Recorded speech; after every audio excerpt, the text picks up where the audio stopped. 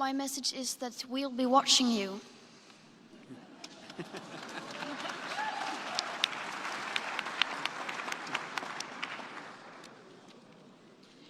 This is all wrong.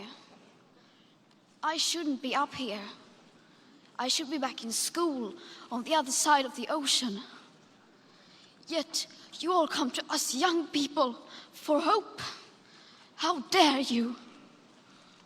You have stolen my dreams and my childhood with your empty words, and yet I'm one of the lucky ones.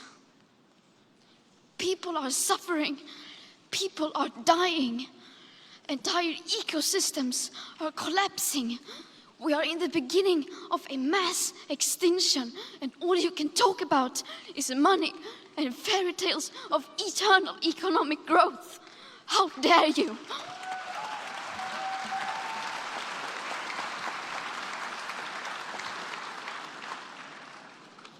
For more than 30 years, the science has been crystal clear. How dare you continue to look away and come here saying that you're doing enough when the politics and solutions needed are still nowhere in sight? You say you hear us and that you understand the urgency. But no matter how sad and angry I am, I do not want to believe that. Because if you really understood the situation and still kept on failing to act, then you would be evil, and that I refuse to believe.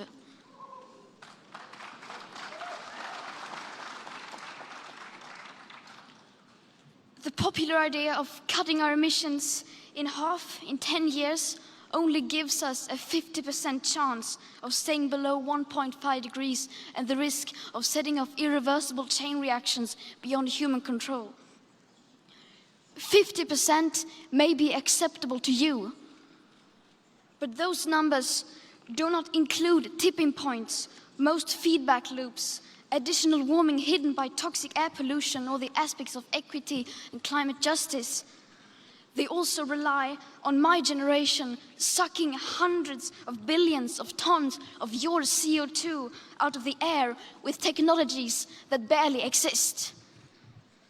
So a 50% risk is simply not acceptable to us, we who have to live with the consequences.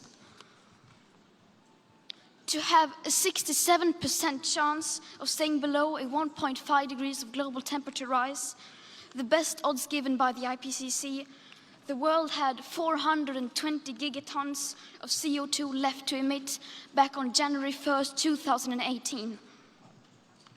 Today, that figure is already down to less than 350 gigatons. How dare you pretend that this can be solved with just business as usual and some technical solutions? With today's emissions levels, that remaining CO2 budget will be entirely gone within less than 8.5 years. There will not be any solutions or plans presented in line with these figures here today, because these numbers are too uncomfortable and you are still not mature enough to tell it like it is. You are failing us. But the young people are starting to understand your betrayal. The eyes of all future generations are upon you. And if you choose to fail us, I say we will never forgive you.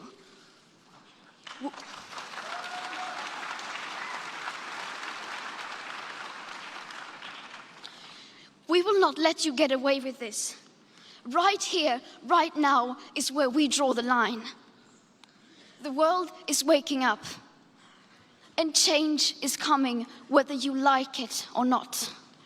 Thank you.